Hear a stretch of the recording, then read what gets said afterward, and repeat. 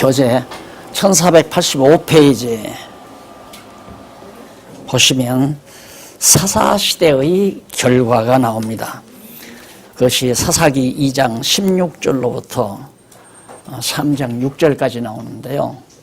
그동안 우리는 불순종의 결과에 대해서 지금 공부하는 가운데 지난번에는 사사시대 이전의 결과, 사사시대가 오기 전에 어떤 결과가 맺어졌는가. 결과는 불순종함으로 많은 이방민들을 가나안 땅에다 그냥 다 진멸을 해야 되는데 하나님께서 남기지 말고 다 진멸하라 했는데 철기한 것 때문에 무서워서 남겨놓지 않았어요. 그 남겨놓은 이방인들이 화근이 되는 거죠. 그래서 그들이 이제 들고 일어나고 그들에 의해서 이제 우상도 섬기고 그렇게 해서 이제 결국 불순종의 결과가 안 좋게 이스라엘 백성들이 정말 여호와 하나님만을 경외하고 살아야 되는데 잊어버리고 그 원주민들, 쉽게 말하면 원주민들의 무속 종교, 우상 종교를 그대로 받아들여서 살아가는 그런, 그리고 이제 그 이방 민족들과 통혼도 하고 사돈지간을 맺기도 한단 말입니다. 그러니까 이미 문화적으로 다 먹혀 들어간 거죠.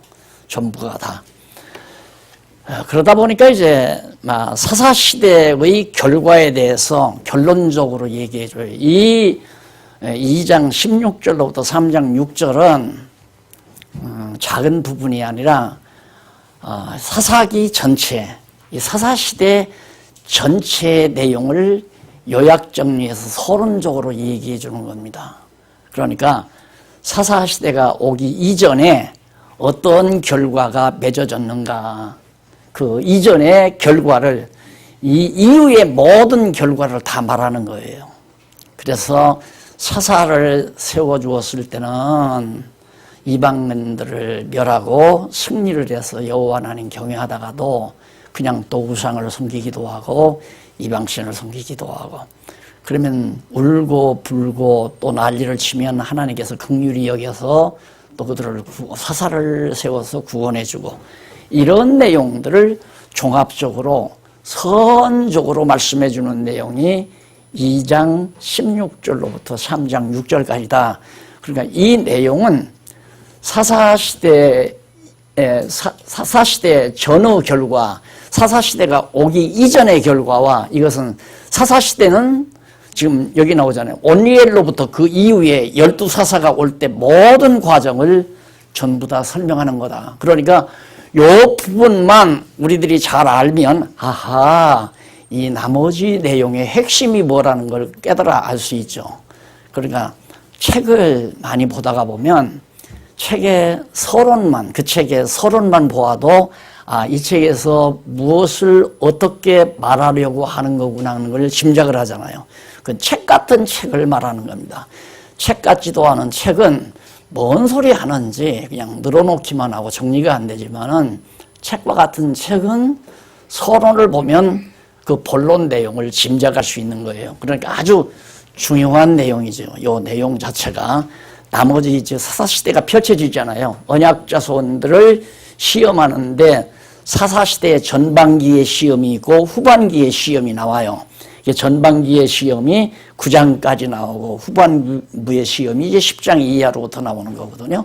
그러니까 그 내용을 요약 정리해서 서원적으로 계시해 주는 내용이 바로 3장 6절이다. 중요하니까 귀를 좀 쫑긋 하시고요.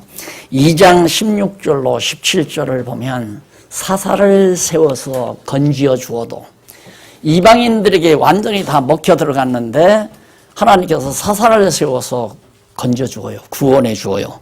건져 주어도 백성들이 여전히 우상을 섬겼다 하는 내용이 나와요. 거기 한번 읽어보실까요? 여호와께서 사사를 세우사 노력하는 자의 손에서 그들을 건져주게 하셨으니 그들이 그 사사도 청종치 아니하고 돌이켜 다른 신들을 음란히 쫓아 그들에게 절하고 여호와의 명령을 순종하던 그 열조에 행한 길을 속히 치우쳐 떠나서 그와 같이 행치 아니하였더라. 열조들과 같이 행하지 않았다. 그러니까 우상을 섬기고 이방인들과 통혼을 하고, 그래서 완전히 문화적으로도 또 신앙적으로도 완전히 탈선하고 이런 행위를 하게 됐다 하는 얘기입니다. 그러니까 그건 총체적인 얘기예요. 총체적인 얘기예요. 어떤 사사시대에 그렇게 했다는 게 아니라 앞으로 세워줄 모든 사사들 시대에 있어질 내용을 요약 정리해 준 것이다. 그 다음 이제 2장 18절로 19절에 보면 그 사사란 말이 나오죠. 그거 한번 정리하고 가십시다. 사사란 뭔가 그 1486페이지에 성경 말고 본문 해설 8번째 줄에 보면 히브리어가 하나 나와요. 그 히브리어가 이제 사사라는 말인데 심판자들 또는 판결자들이라는 뜻이다. 그게 사사가, 하나님께서 사사를 세우는 것은 바르게 판단해서 알려주는 일을 하는 거죠. 이것은 잘된 거고 이건 잘못된 것이다. 이건 아닌 거고 이것은 옳은 것이다라고 판별해주고 지도해주는 하나의 통치자예요. 쉽게 말하면. 그러니까 백성들이 이제 살아가면서 잘못하는 줄을 모르니까 잘못하는 것을 깨달아 알게 하기 위해서 이제 사법부를 세워서 재판을 하게 하잖아요. 그 재판을 저렇게 국정농단을 하면 안 되는 거구나. 이것을 이제 재판을 통해서 깨닫게 하듯이 사사들이 그 임무를 맡아서 하는 거예요. 그럼 그 기준은 뭔가? 여호와 하나님이 바로 그 기준이에요. 그러니까 이스라엘 백성들로서는 여호와 하나님 경외하는 것은 잘하는 일이지만은 이방신을 섬기는 것은 잘못된 것이다. 이걸 깨달아 알게 해주는 것이 사사들이 하는 주 임무란 말입니다. 그런데 2장 18절로 19절에 보면 백성들이 사사의 생전엔 돌아오고 죽으면 폐교해진다. 참 인간이 그렇게, 그러니까 사사들이 어떤 사람은 짧게 그저 3, 4년 한 사사도 있지만은 어떤 사사들은 30년, 40년 길게 하거든요. 사사 시대가 길다는 것은 그만큼 백성들이 사사들이 있는 동안에는 옳게 분별해서 살아요. 쉽게 말하면 여호와 하나님을 잘 경외하고 산단 말입니다. 그럼 그 사사가 죽어요? 그러면 사사만 죽는 게 아니라 사사시대 배웠던 사람도 죽어요. 그러면 다 새로운 사람이 태어나면 아무것도 모르는 거죠.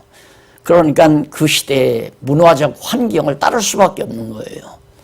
그러면 문화적 환경이라고 하는 것은 상식적이에요.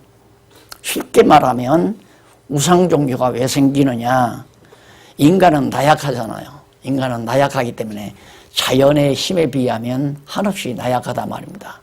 그래서 자연을 정복하기 위해서 댐도 만들고 자연을 정복하기 위해서 개발도 하고 자연을 정복하기 위해서 과학적 무기를 만들어가기도 하고 이게 이제 인간들이 하는 일인데 초기에 원시 시대야 바람만 불어도 무서운 거예요.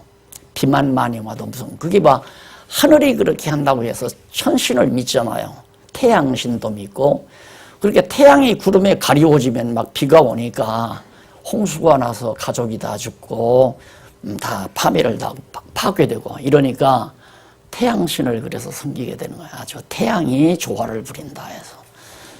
그러니까 그건 자연스럽게 만들어지는 거예요. 누가 가르치지 않아도 무속 종교나 자연 종교라고 하는 것은 특별히 가르쳐주지 않아도 인간 내면에서 자연스럽게 종교성과 함께 만들어지는 거란 말입니다. 그러니까 사사가 죽고 하나님의 선하신 뜻을 가르쳐주는 사람이 없으면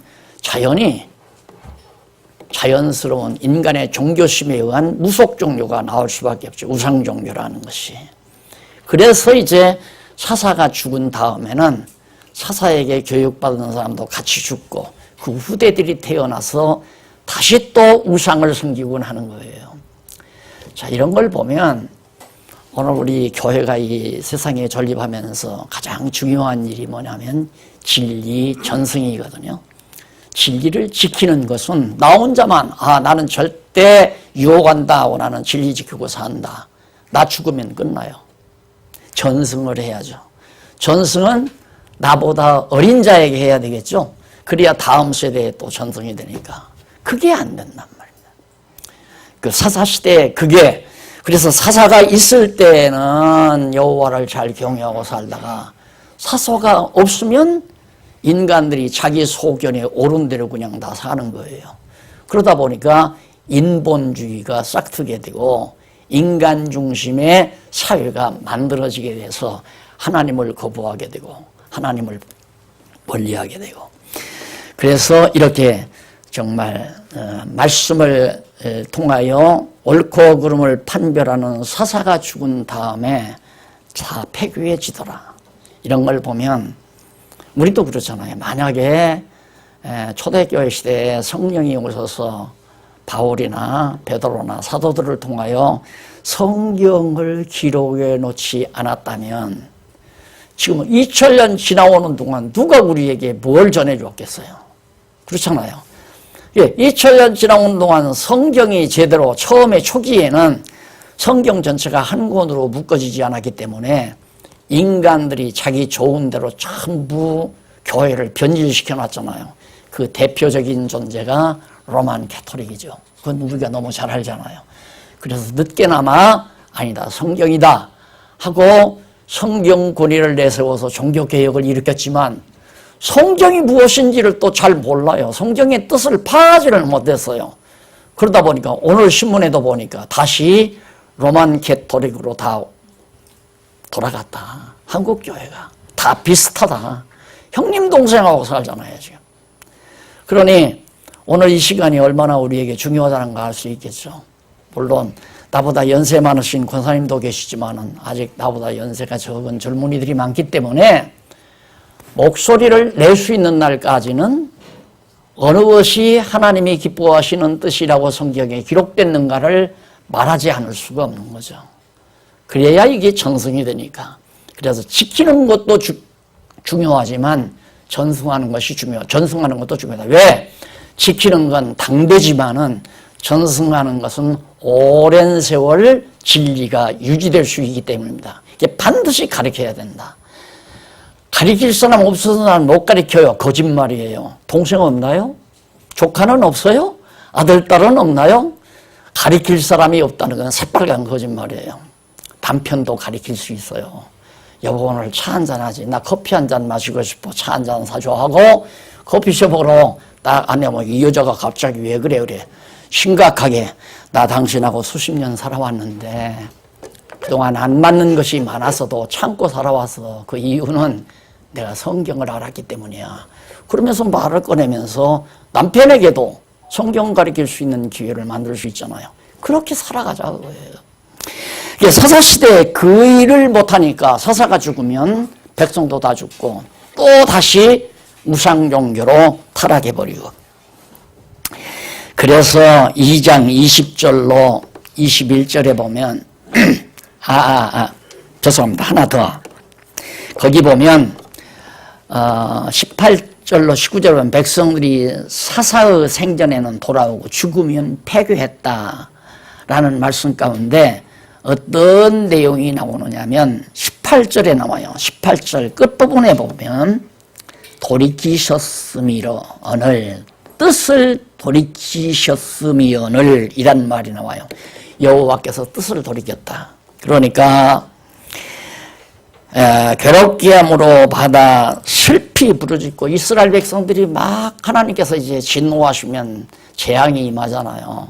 이방 민족들이 또 쳐들어오고 그래서 괴롭게 하면 막 울고 불고 통곡하고 난리예요. 그러면 하나님께서 뜻을 돌이키셨다. 이렇게 번역을 했는데 이쪽 1487페이지에 위에서 9째 줄 중간에 보면 이나햄이라고 하는 히브리어가 나오죠. 그게 뜻을 돌이키셨음이라는 그런 말이에요. 헬라 히브리어로. 그런데 그 말은 뜻을 돌이켰다라는 말보다는 이는 호의적인 의미로 동정했다 또는 위로했다, 긍휼히 여겼다, 불쌍히 여겼다, 이런 의미들을 내포하고 있는 말이에요. 이나햄이라는 말이. 그러니까 하나님께서 막 진노해서 막 저주를 하고 재앙을 주고 한재를 주고 전쟁을 일으키게 하고 그다음 막 유행병이 돌게 하고 그러면 막 울고 불고 통곡하고 난리하잖아요. 그럼 하나님께서 참 불쌍히 여겨서요. 왜? 사랑하는 선택된 백성이니까, 선택하신 백성이니까. 그러니까 하나님은 엄청 이스라엘 백성들을 사랑하고 있는데 이스라엘 백성들이 하나님의 뜻을 모르고 하나님을 저버리니까, 여호와를 저버리니까 우상을 섬긴단 말입니다. 우상 섬기면 돌이키게 하는 방법은 하나님이 재앙을 주는 길밖에 없잖아요. 그럼 울고 불고 하니까 하나님이 뜻을 돌이키신 게 아니라 하나님이 뜻 돌이키면 참 우리가 믿을 수가 없죠. 그렇잖아요. 하나님이 만약에 이렇게 하려고 했다가 이렇게 하지 않고 이렇게 해야 되겠다 하고 뜻을 돌이킨다면 얼마나 우리가 불안하겠어요. 안 그래요? 믿을 수가 없죠. 신실하신 하나님이 아니고.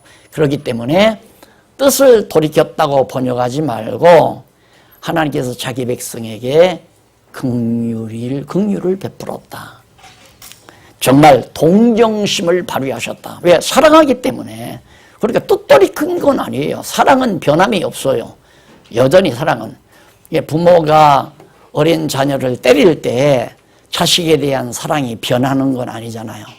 아기는 맞고 엉엉대고 웁니다. 그래도 아버지, 어머니는 자식에 대한 사랑 그대로 가지고 있잖아요.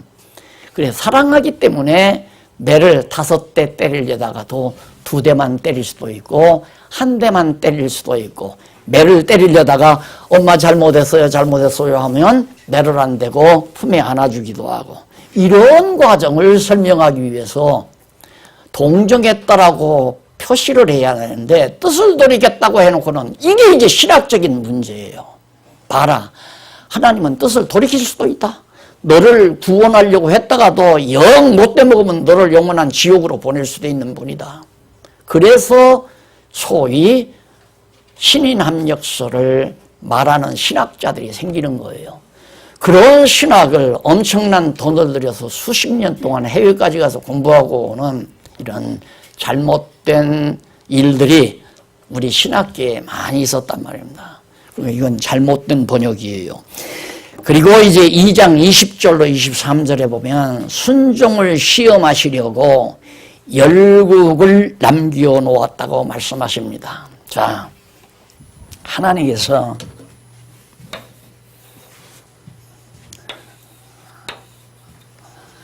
여기는 이제 블레셋이에요.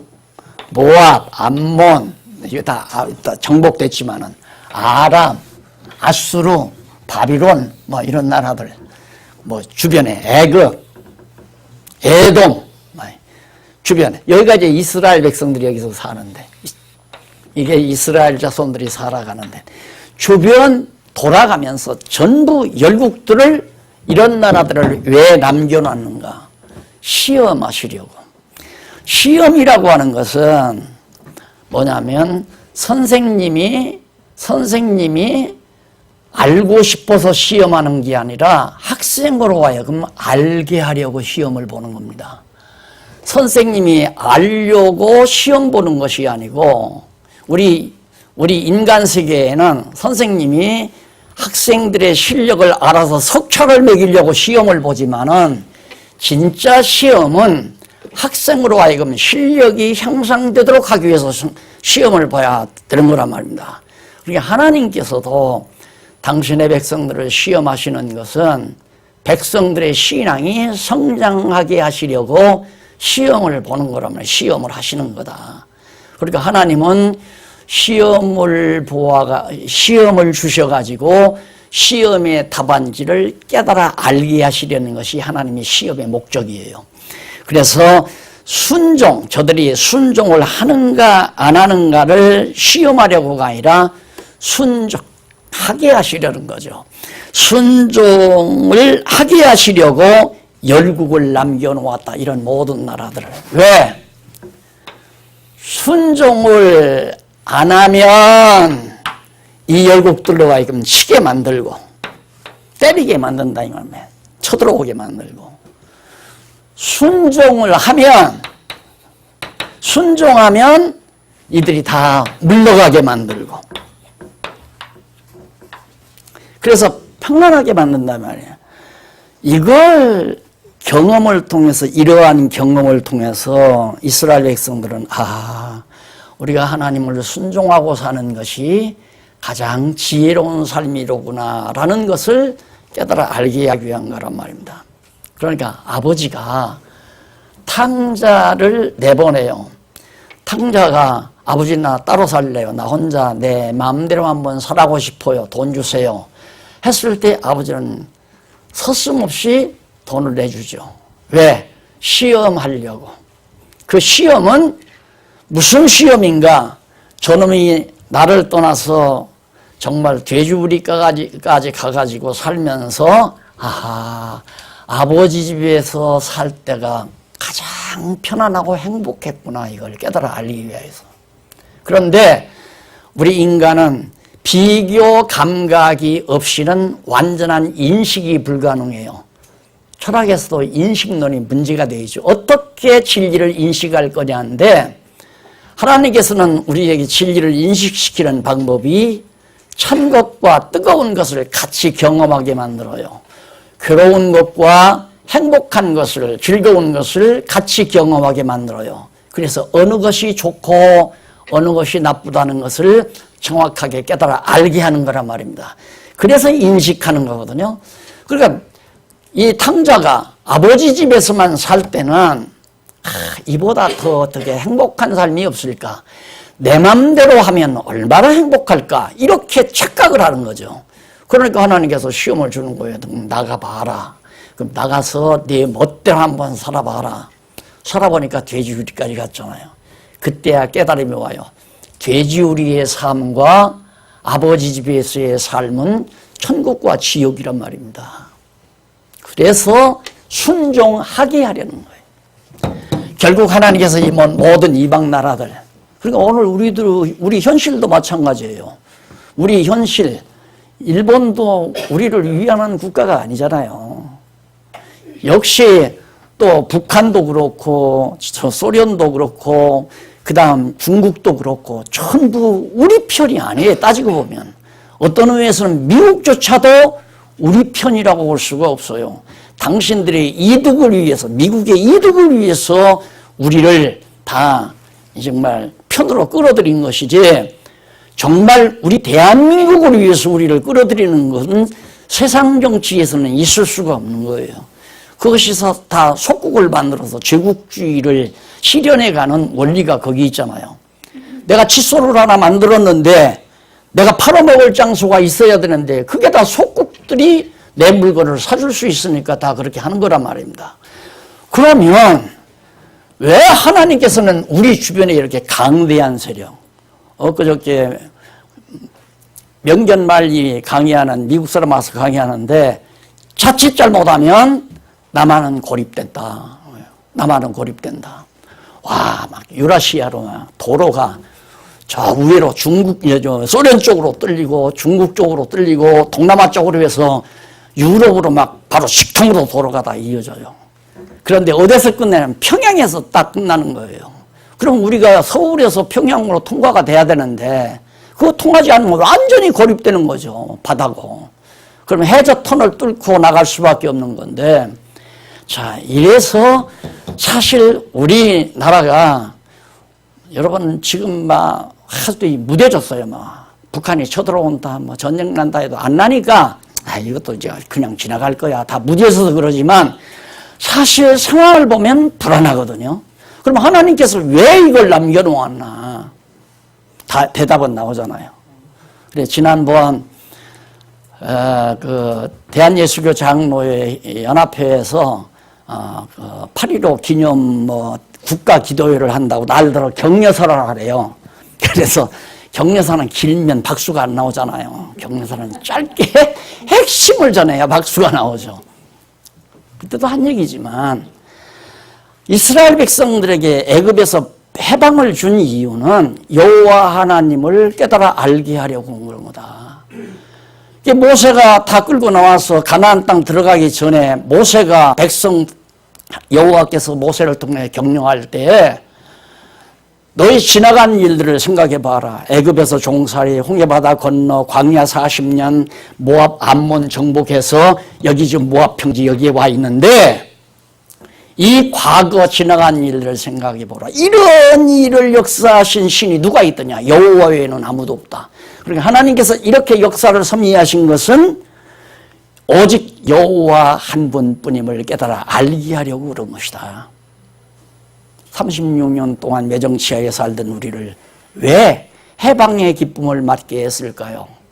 한국교회는 여호와 경외하기를 가르친 것이 아니라 예수 믿으면 부자 되고 예수 믿으면 병 낫는다고 소리 치면서 가르쳐온 것이 지난날의 한국교회의 모습입니다.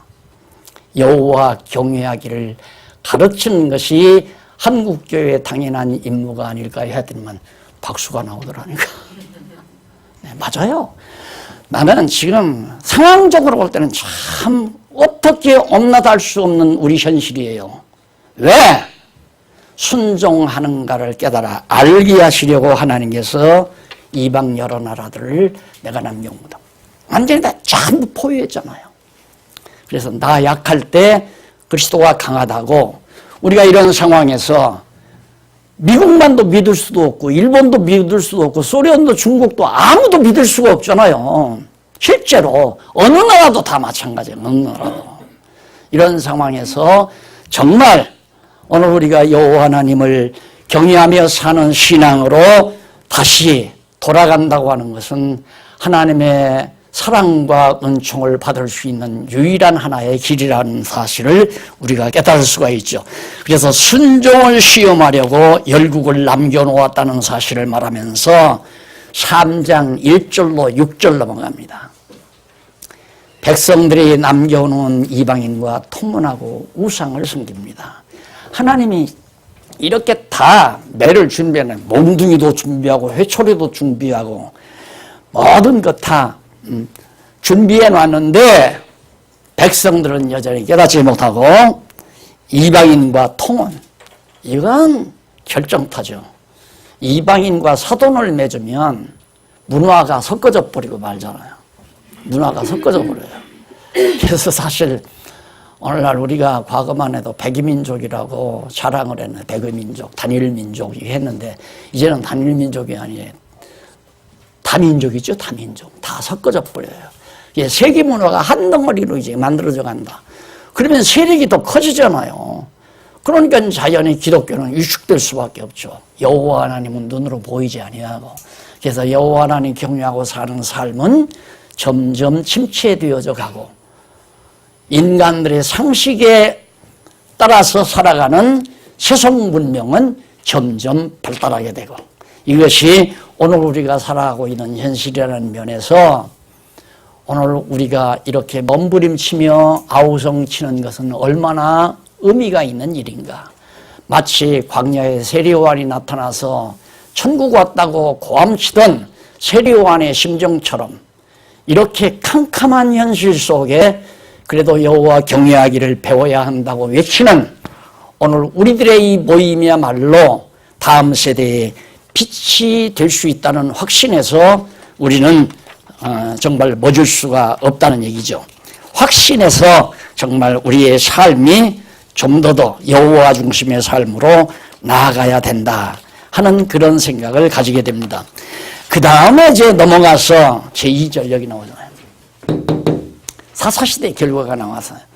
사사시대에 아무리 10번, 11번, 12번 사사시대를 겪어도 결국은 이스라엘 백성들이 불순종해서 이방과 통혼하고 우상을 섬겼다. 결론은 그거예요. 왜? 사람들이 자기 소견에 오른 대로 사니까. 그래서 인간들이 타락한 이성으로 자기 이성에 알맞게 또는 자기 감성에 알맞게 살아가는 삶이 현대사회거든요. 특히 지금 우리가 살고 있는 세대는 이성시대도 아니에요. 이성을 앞세웠던 시대는 1차 대전, 2차 대전으로 다 망가져버리고 말았어요. 인간도 이성적 존재가 아니다. 그래서 감성시대로 접어들었는데 이것도 지금 감성시대도 완전히 정말 믿을 수가 없는 거죠. 그래서 사실은 지금은 허무주의 시대예요. 허무주의 시대라서 다 흩어놓는 거예요. 전부 다 흩어놓는 거. 이게 너만 옳다고 하지 말아요. 나도 옳다. 다 각자. 그래서 개인주의가 팽배한 오늘 이 사회에서 우리가 사는데 그러다 보면 개인주의가 팽배하다가 보면 이건 혼란이 오고 혼란은 전쟁을 가져오게 되고 이게 다 흩어지다 보니까 민족주의로 다시 흐르게 되고 개인주의로 흐르게 되고 개인이익을 취해서 싸우게 되고 전쟁하게 되고 이런 일이 바로 우리가 사는 세상의 혼란이라 이 말입니다. 그러니 오늘 하나님께서 이런 환경을 우리에게 주신 이유는 여호와 경외하기를 배워서 깨닫도록 하기 위한 하나님의 섭리가 배후에 갈려있다. 그러면 언약 자손들을 하나님께서 이제 시험을 하시는데 불순종한 언약 자손들을 시험하시는데 사사시대의 전반기 시험이 3장 7절로 9장까지 나와요. 그 전반기 가운데 온니엘과 에우 시대가 31절까지 나타나거든요. 31절, 3장 31절까지 보면 에우 시대까지의 시험이 나타납니다. 여기 보면 온니엘 사사를 통한 시험이 나오는데 3장 7절로 8절에 보면 백성이 우상을 섬김으로 구산 리사다이무 손에 팔아버립니다. 하나님께서 넘겨버려요. 이게 전쟁의 승패라고 하는 것은 하나님의 손에 달렸거든요. 이게 구산 리사다임은 메소포타미아의 왕입니다. 그러니까 티그리스강, 유브라데스강 사이에 높은 언덕이 있는데 그 지역에 나라가 존재하는데 그 나라의 왕 이름이 구산 리사다임이에요. 그러니까 여기가 가나안 땅이라면 이쯤 되는 거죠. 여기가 이제 페르시아만이고 여기가 이제 쿠웨이트 아니에요. 쿠웨이트. 그다음에 이 강 사이 여기에 이제 나라가 사는데 메소포타미아죠. 그래서 바로 구산 리사다이무 손에다가 여기다가 이 왕 다 팔아버리고 말아요. 그 종로로 하는 거죠. 예, 하나님께서 우리나라도 일본에다가 36년 넘기고 나서 지금 그래도 한 60, 70년 그래도 국가를 형성하고 자존심 있게 살아가게 했잖아요. 반도막 났지만은 반절은 소련이 붙들어가고 반절은 미국이 붙들어가고 그래서 정말 불행하게도 분단 국가가 됐지만은 다행스럽게 남아는 여호와 하나님을 경외하는 기독교가 왕성하는 그런 역사를 6, 70년 동안 가져왔습니다. 그런데 교회가 부패한 거예요. 타락해버리고. 이게 불안한 거죠. 이러면 안 된다는 얘기예요. 이러면 안 된다고 고함을 질러야 되잖아요. 이러면 안 된다. 이것이 오늘 주님의 몸된 교회가 해야 될 중요한 임무다. 여러분, 우리 신문, 한국크리스천신문, 지난번에도 가니까 대한예수교 장로회 연합회 총회장급들이 쫙 모여서 이제 8.15 행사를 하는데 그 총무가 나와서 한국 크리스찬 신문을 얼마나 자랑을 하는지 몰라요. 학술적이고 볼 것이 많고 정말 좋은 신문이라고 그러니까 사람들이 놀래가지고 그렇게 정말 우리 신문에 대해서 근데 내가 보아도 너무 좋잖아요. 이런 말을 하는 신문이 없어요. 한국교회에. 우리 신문이 해야 되는 이 말 외치잖아요. 이제는 못할 말 없이 다 해요. 점점 가면 갈수록 더 노골적인 얘기들이 우리 신문을 통해서 한국교회에 퍼져나가기를 바라고 이걸 보고 깨달아갔으면 참 좋겠고 그러면서 신문이 지금 우리 장로교 연합회 각 교단마다 다르잖아요. 전부 다 가는데 모르기는 해도 각 교단 교회마다 우리 신문이 들어갈 날이 왔으면 하는 생각을 많이 가집니다. 그럼 더 많은 부수를 찍어야 되고 더 많은 성료도 들어가야 되고 문제는 하나님께서 그 모든 여건을 채워주어야 되는 건데 하나님이 그렇게 해가실 것 같아요. 신청이 들어올 거고 신문이 우리 신문이 지금 학계로 많이 들어가잖아요. 신학계로. 말을 해야 돼요. 이러면 안 됩니다라고 말을 하는 자가 있어야 되는데 겁나죠. 근데 목사님들 가운데는 그런 생각을 해. 야, 이거 매 맞을 때가 왔다. 한국교회 매 맞을 때가 왔다. 이런 말들을 많이 하는 분들이 있는데 안 맞아야죠. 나가려고 하다가 아버지 나 안 나갈래요. 아버지 밑에서 사는 게 좋겠어요. 이렇게 빨리 할 수만 있다면 얼마나 좋겠습니까?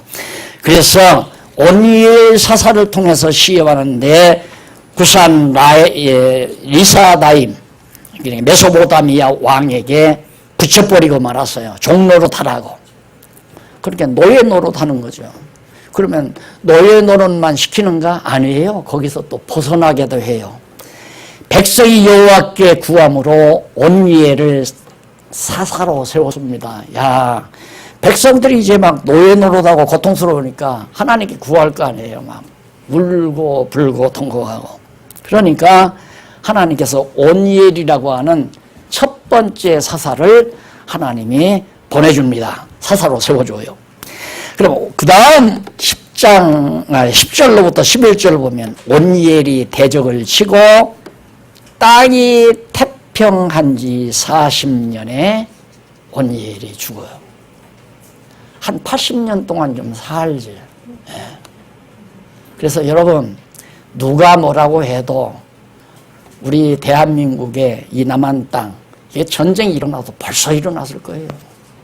북한은 호시탐탐 이거 다 삼키려고 노력하고 있고 중국, 소련, 미국, 일본 모두가 다 한국에 대한 관심이 참 많고 전쟁 벌써 일어났을 거예요.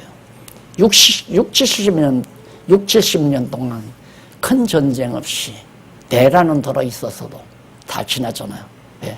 하나님이 지켜주셨다. 왜?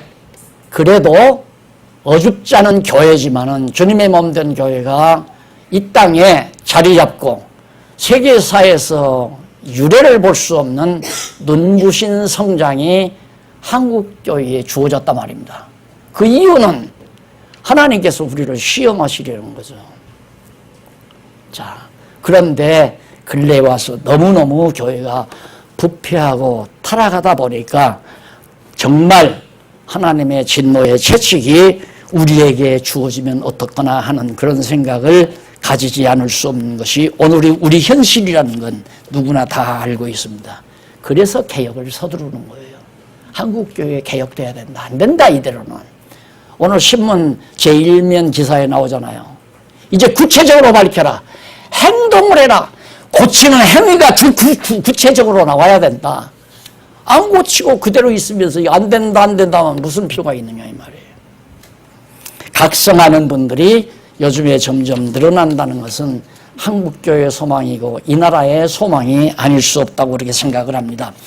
그 다음 대적을 치고 땅이 태평한 지 40년.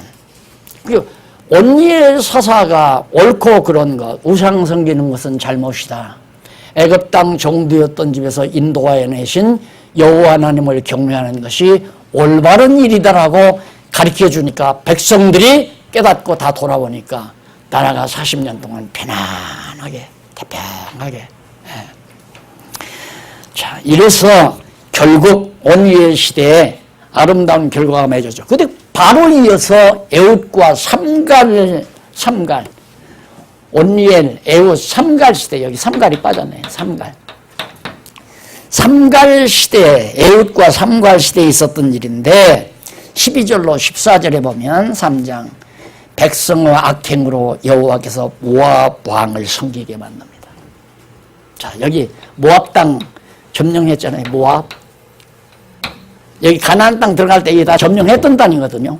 그런데 모압이 다시 일어나는 거예요. 다시 일어나가지고 사사시대, 저기 에훗 시대가 오기 전에 모압에게 다 넘겨버려요. 모압 왕을 섬기게. 이게 바로 속국이 되게 만드는 거죠. 속국이. 자, 그러자 뭐 농사를 짓거나 과일을 재배하거나 짐승을 기르거나 하면 전부 조공으로 모압 왕에게 바쳐야 되니까 얼마나 고달프고 배고프고 그렇겠어요.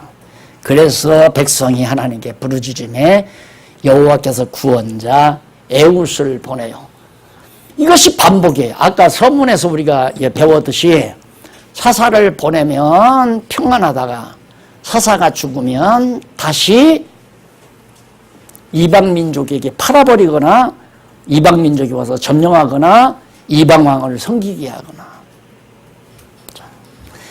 그래서 구원자 에훗을 하나님이 보내니까 3장 15절 하반절에서부터 25절까지 보면 에훗이 꾀를 내어 모압왕 에글론, 이 당시에 모압 왕이 에글론이라는 사람인데 에글론 왕을 꾀를 내어서 쳐서 멸해버렸어요. 이기게 되어 있죠. 사사가 나가서 에글론을 쳐서 이기니까 이때는 너무너무 좋잖아요. 3장 26절로 30절까지 보면 에훗이 모압을 쳐서 땅이 얼마? 80년. 오늘 우리가 지금 해방 72년인가요? 네. 아직 80년 안 되잖아요. 80년 동안 태평한 세월을 보내게 된단 말입니다. 80년 동안.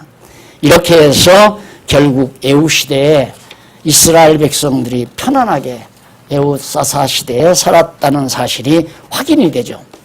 그리고 나니까 3장 31절 마지막 절에 보면 에훗 후에 삼갈이 사사가 되어 대적을 치고 에훗 후에 삼갈로 대적을 치고 백성들을 이방민족으로부터 구원해내는 그런 역사를 하나님께서 일으켜 주셨습니다. 이유는 깨닫게 하려고. 경험해야 깨닫는다. 우리 인간은 경험해야 깨닫는다. 사색만으로는 안 돼요. 생각만으로는 절대 진리에 도달할 수 없어요. 깨닫고 인식한다고 하는 건 내가 경험을 해야 돼요. 돼지우리를 갔다 와야 된다 이 말입니다. 돼지우리보다 아버지의 슬아가 훨씬 행복하다는 것을 깨닫는 거라면 양쪽을 다 경험을 해야. 그래서 하나님께서는 이렇게 이방민족에게 붙이기도 하고 또 벗어나기도 하고 붙이기도 하시고 벗어나기도 하고, 이것을 가리켜서 솔로몬은 곤고한 날과 형통한 날이라고 묘사를 합니다. 하나님께서는 우리로 하여금 당신의 백성을 만들어가는 과정에서 곤고한 날도 주고 형통한 날도 주고요. 지금 우리가 바로 우리 피부에 와닿는 오늘 이 현실도 과거 이런 일 없었죠. 한 30년 동안 참 편안히 살았잖아요. 그런데 우리 뭐가 귀한지를 몰랐죠. 말씀이 귀한지를 잘 몰랐어요. 어느 곳 아니면 그래요. 그냥 박 목사 옆구리만 누르면 나온대요. 옆구리만 누르면 나온다. 그래, 흔해 빠졌다 이거지. 말씀 뭐 그렇게 귀한 거예요. 박 목사 옆구리만 누르면 나오는 거니까 그래 별로 스스로가 공부할 생각들을 안 하고 살았단 말입니다. 그래 하나님께서 곤고한 날 주잖아요. 네? 그러나 이런 과정을 통해서 하나님은 더 좋은 결과를 가져오기 위해서 뭘 깨닫게? 하나님의 말씀, 성경 말씀을 깨달아 아는 것이 너무너무도 중요하구나. 이것을 모르니까 성경 말씀을 깨달은 자와 깨닫지 못한 자가 반복질시할 수밖에 없는, 우리 입버릇처럼 했잖아요. 입버릇처럼. 아는 것과 믿는 것으로 하나 된다. 조직으로 하나 되는 게 아니라 당신은 무슨 구역이야, 당신 무슨 구역이고, 이렇게 조직을 짜서 하나로 만드는 게 아니라 하나님의 말씀을 믿는 것과 아는 것으로 하나 된다고 목이 터지도록 입이 마르도록 그렇게 말을 해도 그게 그렇게 중요한 줄 우리 몰랐잖아요. 이제 좀 알겠죠. 아는 것과 믿는 것이 너무도 중요하구나. 이걸 이제 깨달아 아는 거죠. 그러다 보니까 열심히 공부하고 스스로가 말씀드리로 부정하려고 애쓰시는 모습 자체가 하나님 보시기에 좋으신 모습이라고 저는 생각을 합니다. 그 다음에 이제 4장을 넘어가는데요. 4장에는 드보라, 여기 나오죠. 드보라 시대. 드보라는 여자예요. 여자인데 이 드보라 시대에 하나님께서 시험을 주는데 첫 번째 동그라미 안에 1번에 보면 백성의 범죄와 그 결과가 나옵니다. 에훗이 죽은 후에 백성이 또 여호와의 목전에 범죄하더라. 에훗 사사가 죽으니까 누가 가르쳐주는 사람이 없어요. 그러면 오늘 우리들이 지금 10대 아이들을 낳아서 잘 길러놨어요. 10대 아이들을 잘 낳아서 길러놨으면 한 20대 후반이나 30대 초반 사람이 진리를 깨달아서 자라라는 우리 10대 아이들에게 여호와 경외하기를 가르쳐 줘야 되거든요. 이걸 가르쳐 줘야 되는데 그걸 하지 아니하면 죽으면 끝나요. 다시 한번 이제 노예 생활을 해야 되고 애굽에 가서 400년 종살이 하게 하시지.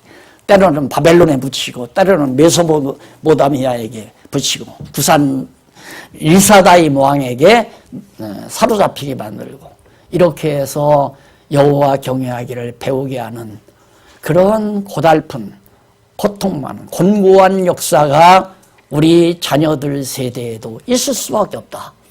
이것을 어떻게든지 좀 이걸 아니까 우리는 아니까 이걸 어떻게든지 방어를 하는 이걸 깨닫고 우리 자녀들을 여호와 경외하기를 가르치는 것은 무엇보다도 중요하다. 나는 서울대 법대 보내는 것보다 훨씬 중요하다고 생각하거든요. 왜? 서울법대 졸업이 잘못하면 서울암차고 재판받아야 돼요. 네? 그렇잖아요. 지금 머리 좋은 사람들이 가장 중요한 건 여호와 경외하는 그런 정신과 신앙, 이게 가장 중요한 일이다. 그래서 4장 2절로부터 2절에는 여호와께서 악한 백성을 가나안 왕 야빈의 손에, 이 가나안 땅에 이방 민족을 남겨놓으니까 그것들이 또 나라를 형성해서 또 왕을 세우고 그래요.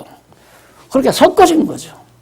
그럼 오늘 우리도 마찬가지입니다. 하나님께서 주님의 몸 된 교회를 좀 순수하게 자라날 수 있도록 환경을 주시면 얼마나 좋겠어요. 청지기가 가서 농장에 가서 보고 와가지고 주인이요 가보니까 알곡을 뿌렸는데 잡풀이 너무너무 많이 나, 가라지들이 얼마나 많이 났는지 모릅니다. 그걸 뽑으리니까 그러니까 아서라 그래요. 뽑지 말아라. 왜? 그냥 놓아두면 마지막 이제 추수 때에 가면 알곡은 알곡대로 가라지는 가라지대로 딱 분류시킬 수 있으니까 그냥 놓아둬라. 그래서 오늘 우리가 주님의 몸된 교회가 이 세속 속에 그냥 남아있는 거예요. 그렇기 때문에 때로는 우리가 고달픈 거죠. 알곡만 무성하게 자란다면 얼마나 좋겠어요. 그런데 알곡 틈바구니에 가라지들이 있어가지고 때로는 쳐들어오기도 하고 때로는 노예로 삼기도 하고 불러다가 종살이 시키기도 하고 고통스러운 거죠. 그래도 우리가 하나님을 의지하고 경외하는 믿음으로 이 곤고한 날들을 승리해가는, 이겨가는, 그래서 백성이 야빈 왕의 학대를 받고서 여호와께 그때 학대가 오니까 막 하나님께 또 부르짖는 거예요. 그래서 하나님이 드보라를 세워서 구원해 줍니다.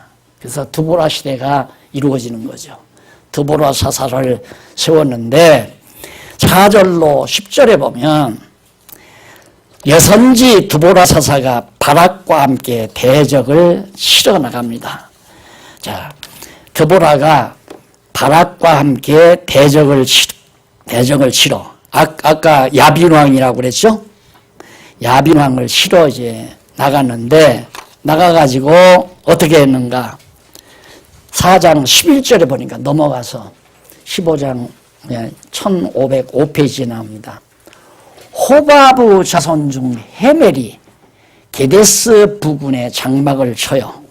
호밥은 모세의 장인이죠. 그 후손들이 있었는데 그들이 이제 게데스라고 하는 그 부분에다 장막을 쳤는데 12절로 16절에 보면 넘어가서 4장 12절로 16절 드보라 사사가 바락을 명하여 시스라의 군대를 멸하는 내용입니다. 이게 사사가 나타나면 승리는 보장되는 거예요. 사사가 나타나면. 그러면 아까도 말씀드렸지만 사사는 하나님의 뜻을 찾아서 옳고 그른 걸 분별해 주는 판단자라고 그랬죠. 그러니까 오늘 우리의 사사는 보혜사 성령께서 사사죠. 보혜사 성령의 인도함을 따라 성경을 통하여 이것은 옳고 이것은 그러다. 이게 판단해 주는 거거든요. 우리에게는 보혜사 성령이 계시잖아요. 만왕의 왕이신 그리스도가 보내신 보혜사 성령이 우리를 옳고 그른 것을 깨달아 알도록 뭘 통해서? 성경을 통하여. 그래서 성경을 깨달아 안다는 것이 매우 중요하다. 이때 성경 말씀에 따라 사는 삶은 반드시 승리가 보장되어 있다. 사사가 나타나면 승리하듯이 옳고 그름을 분별할 수 있는 성령의 역사, 성경을 통한 성령의 역사는 반드시 승리한다. 라는 확신을 우리가 가질 수가 있는 것입니다. 그 다음에 4장 17절로 21절에 보면 시스라가 야엘에게 피신을 했다가 야엘에게 피살되는, 시스라가 정말 도리어 죽음을 당하는 그런 결과가 17절로부터 21절에 나옵니다.